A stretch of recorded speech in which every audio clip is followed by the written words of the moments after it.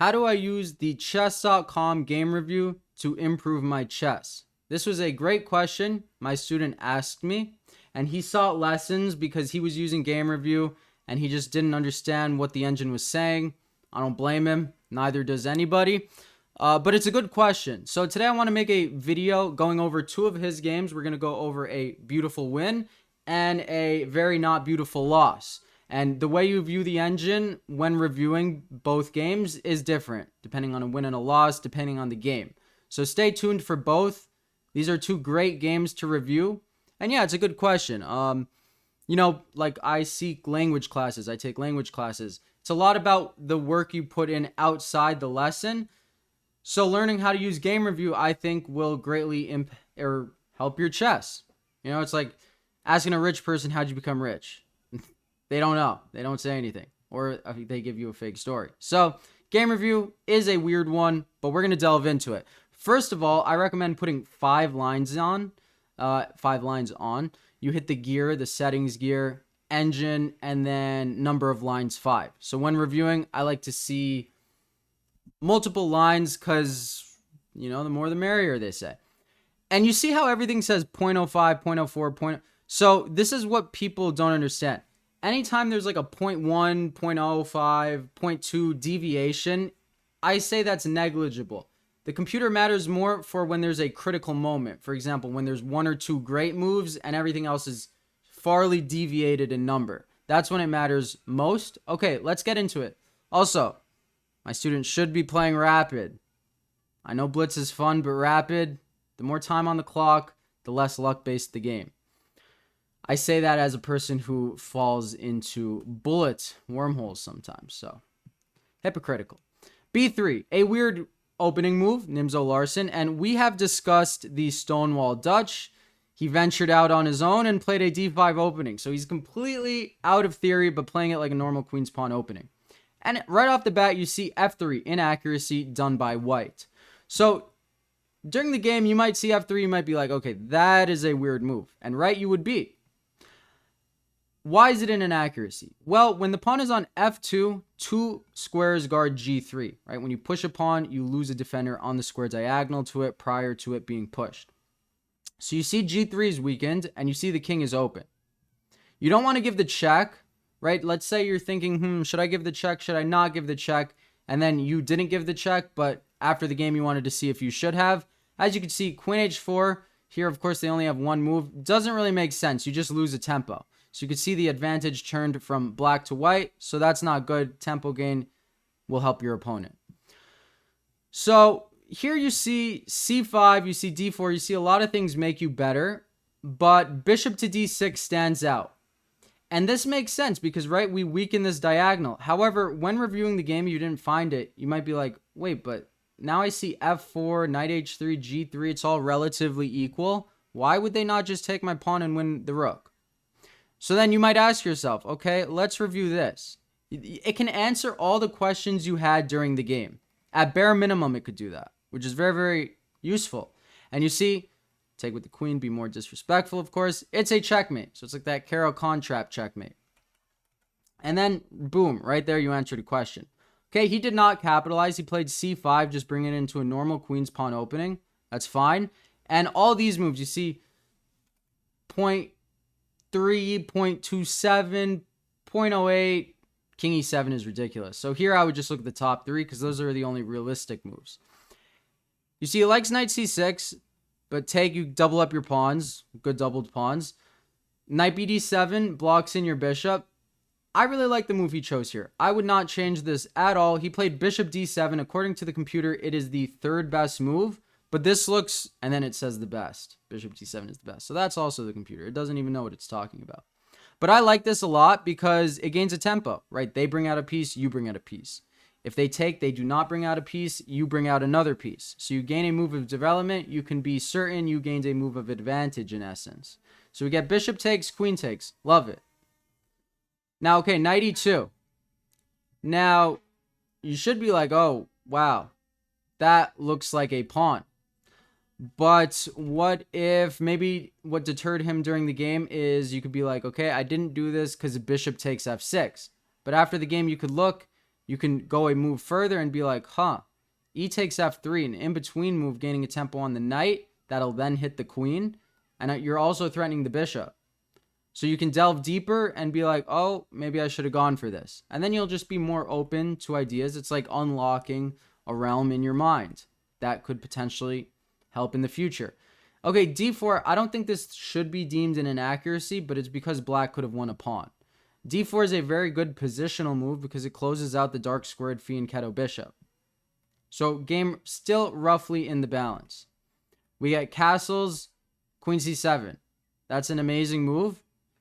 Shifts your queen out of the way to maybe improve your knight, and I'm sure he was looking at this battery because it's harder for them to go g3 when they've already pushed f3 because they've weakened their king side over here. So queen c7, love it. c4 and bishop to d6. During the game, you might be like, should I go en passant? And it would confirm that you should not. So when you go d4, you close out the bishop. When you go en passant, you reopen the bishop. You also open the c file for them. That would aim at your queen. So you could see your advantage partially diminished there. So bishop to d6, this is all good. And here his opponent goes knight to g3. So, when your opponent makes a mistake, cool, you won the game. But you know how there's moves your opponent can play that would bother you? Go back into the game and look at those moves. So maybe h3 would bother you. Maybe g3 would bother you. This probably wouldn't bother you, or should not rather. So if g3, look at what you should do. And again, g3 is weak, and then you can come to the move h5. So you see we get g3, and then it says knight c6, h5, a6. Knight c6, it might say it's best by 0.01 if you view that as substance. But that doesn't respond to g3. h5 does indeed respond to g3. If they're weak on the king side, why push on the queen side? So I would kind of just throw those out the window and be like, h5, that is a very good move. I'm going to blow open the king side. And then you see they have to start finding like rook f2, knight a3, b4. Those are not realistic moves. I would say king g2 is a realistic move. And you can kind of go down that road. If you h3, they weaken g3. And then, okay, you'd be like, knight h5 makes a lot of sense. I'm going to claim the holes on these dark squares. Castles, fine. Knight c6, fine. Bishop h2, that doesn't really make sense. So I really like knight h5, and then you could delve into these lines furthermore. So we get bishop to d6, knight g3, and bishop takes knight on g3. Winning a pawn. H takes, queen takes. Very, very good. Oh, also, by the way, I had to re-record as always. So, if you guys are still listening, go on Rosen Score. This is a website I found. And put in your chess.com username and see how many Rosen trophies you get. You guys know Eric Rosen. I have 151. I'm just curious to know if you guys have more than me. That'd be pretty cool. A checkmate with 0.1 seconds achieved. That's clutch. So, do this. See how many trophies you get. Comment down below. Back to the game. We get d3. So you see all these pawns are on light squares. I'd be looking at all the dark squared weaknesses. That's just a nice statement. And you see knight c6, h5, knight h5, castles, all well within the realm. So we get knight c6. Ironically, the best move. And see, he has a plan. So it's less about the moves and more about the plan that stems from the moves. If the plan looks ridiculous or the moves look ridiculous, and there's another line that looks more humane or more normal to you, go for that line because no one's an engine, and there could be like some so stupid move like 15 moves down the road that is just impossible to find, and then that whole line is garbage. So go for the humane move. You can look at the engine moves and be like, whoa, that's pretty cool, but it's unrealistic. Okay, b6. Now you see, I love that. So b4, it wants you to go h5, knight h5, all that. But then you got to calculate takes. So you know you're winning. You know there's no rush. You go b6. The engine then says b6 is best, even though your advantage gets cut in half because that's the engine. But now we get knight d2. Okay, that cuts the queen's vision from d3. Takes, queen c2, knight f4, a checkmating box. This is beautiful. Now we get knight b3 stopping checkmate, d3 gaining a tempo. You see, He chose the second best line, but look at the idea. The idea was flawless. So it's all about the execution. So it's only when there's a critical moment does it really matter. And here, a beautiful checkmate. So this was the good game. Now we are going to go into the bad game, where Wonky Dragon, aka Dylan, is playing white. Let's see what happens. Okay, bishop c5. We have not discussed this during class time. Apparently, this is called the King's Knight Bush Gas Gambit. I've never heard of that. But Dylan knows the Italian. He knows a lot more than the Italian, but it looks like he's playing the Italian. So he goes bishop c4, and the computer says that's an inaccuracy. Now, I think this is a completely justified move when not knowing the theory on move 2. Is it a blunder? Is it a gambit? You can play it safe and then review the game and find out afterwards. And you're still transposing into the Italian. After looking at game review, you could be like, oh, I could take this pawn. And there's nothing scary here, right? d6, if they kick me out, I just go back. Nothing scary here. Clean pawn. They can't castle quickly, so I'll castle and I'll just have an extra pawn in the center. But it's very fair to be like, I'm going to go bishop c4 and transpose into the Italian. Okay, a5. Now you could be like, okay, I don't think my opponent's playing a gambit. I think he's just blundering, because that's ridiculous. So now he is more confident. He goes knight takes e5, and you see he's aiming in at f7, capitalizing on the now blunder. We got bishop to a7. They blunder the pawn on f7. They don't know what they're doing. But now how should you take? So bishop takes f7. Yes, you still have the advantage. But go back and think, why is this an inaccuracy? Well, the pieces are uncoordinated, right? The king goes to f8. All they need to go is d6, kick the knight out, and then they win the bishop. So your pieces are a little awkward. Much more natural to take with the knight. You hit the queen, you hit the rook, you win a piece. They might go queen h4 to attack this. No need to make anything complicated. Just guard the pawn, and the rook is still trapped at the end of the day. And you're guarding against this as well. So we got bishop takes check, and then queen f3. So this was his idea the whole time. However, the move he missed is knight to f6. See, cutting the connection between the queen and the bishop. Now, okay, see 1.04, 1.00, 0.9. All these moves are relatively the same. These three moves, 0.15 difference. So in essence, what it does is it wants you to move the bishop because d6 and they will win the bishop. Now, computer says bishop c4. I do agree with bishop c4. And the way you could think about it is usually when the bishop is on c4, they go a6, b5, and they kick you out. However, with this pawn already on a5, it's hard for them to play b5. It's easy for them to play a4, or easier, b5, a4, if bishop b3. Now it's saying bishop b3 is the best move. Not so natural. I would still go bishop c4 here. It's more natural.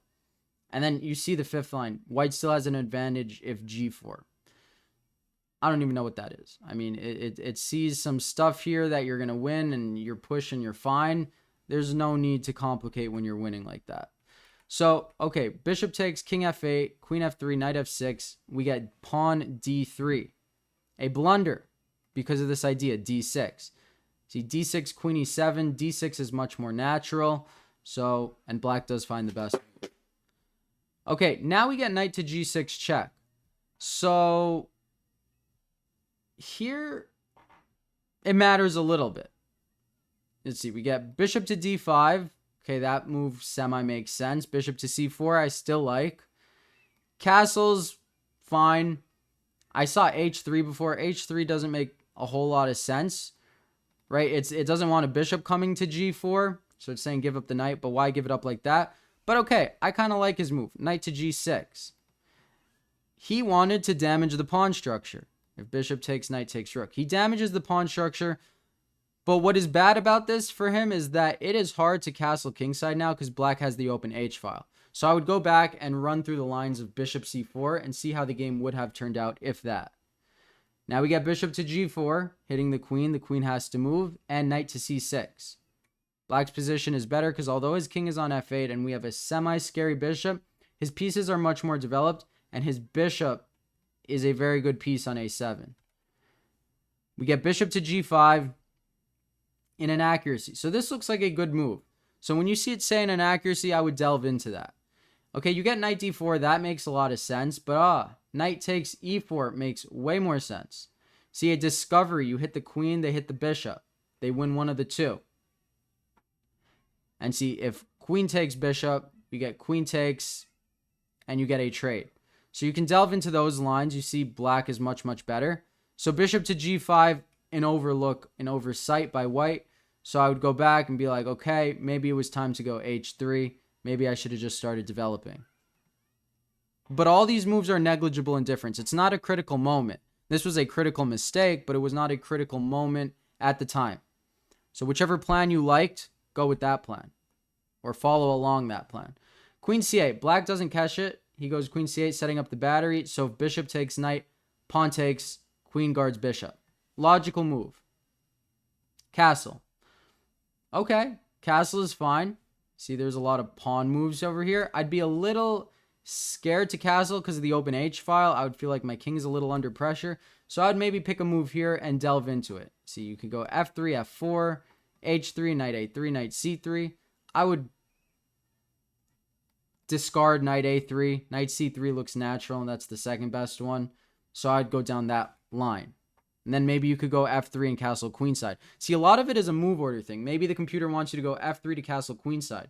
But viewing it in that order doesn't make sense. You go knight c3, then f3 pops out to you, and you're like, oh, I can castle queenside now. That's kind of how it works. But okay, castle's kingside, knight d4 aiming in, and knight c3 the best move. However, I would be like, whoa, why can't black take this pawn? So in the game, black doesn't take the pawn, but it is very important. I mean, after knight c3, you must be thinking, oh my gosh, what if I lose the pawn on c2? I mean, I'm saving my queen, but what happens if knight takes pawn? And then you go into the lines. You see rook a c1, h3 doesn't make any sense. So you'd look at rook a c1 and see now when the knight retreats, you'd be like, okay, the queen's on the c file. I see I get some counterplay, but I can't move my knight because I get forked. So you see you have rook, king h1 is ridiculous. I mean, moving your rook king on the open file like that. I like rook f to e1. Point being is you are now allowed to move your rook. So let's say they waste a move. You see you have like stuff like knight to d5 and that you get in. They temporarily win an exchange. Was it worth it? Probably not, because they're going to get checkmated now. And you see just like that, the tables can turn. We're at a +9 position, but people like winning material, so he'd probably go up the exchange. So we didn't get this. We get pawn to b5. Guarding the pawn. Can't be taken, even though it could never be taken. So he's trying to dislodge the knight, probably. He's trying to fork white and dislodge the knight. Logical. Now, white makes the losing move. That is, bishop takes f6. It's not losing, but the idea was losing. He thought he won a piece. He lost a queen. And from there, the game just completely collapsed in on itself. So it was a tactical shot. It was a tactical miss. However, before bishop takes f6, the game was well within the balance. So what white should have done here is come up with a plan. You see king h1, again, not so clear what that is just yet. You see rook fe1, rook ae1. Those look logical. In fact, to me, e5 looks the most logical. So if those are all 0.7, okay, rook ae1, I would think e5 is a good break in the center. You could tell you're losing momentum, strike in the center, change the pawn structure, change the dynamic of the game. Likely, they would take this pawn, and then you could look at it from here. What should I do? Well, queen takes e5 looks natural, but then, okay, I see they're going to go queen e6, try to trade off queens, and their pieces are better. So, rook a to e1, so that I could take with the rook, right? Like, if queen e6, you don't need to take with the queen and trade queens. You could take with the rook and gain a tempo. So they can't guard. Also, if rook a e1, why can't they go knight to d7? Oh, because then their queen is actually not guarding the bishop, so you pick up the bishop. So you see, don't get so caught up in these 0.1, 0.2, 0.3 advantages. Look for the critical moments, look for the inaccuracies, the highlighted moments, and delve into the lines that look most natural to you. So I hope this video was helpful. I made a chess.com group that I will also put below the Rosen link. If you want to join, post your games, talk chess, feel free. Thank you guys for watching. As always, have a great day.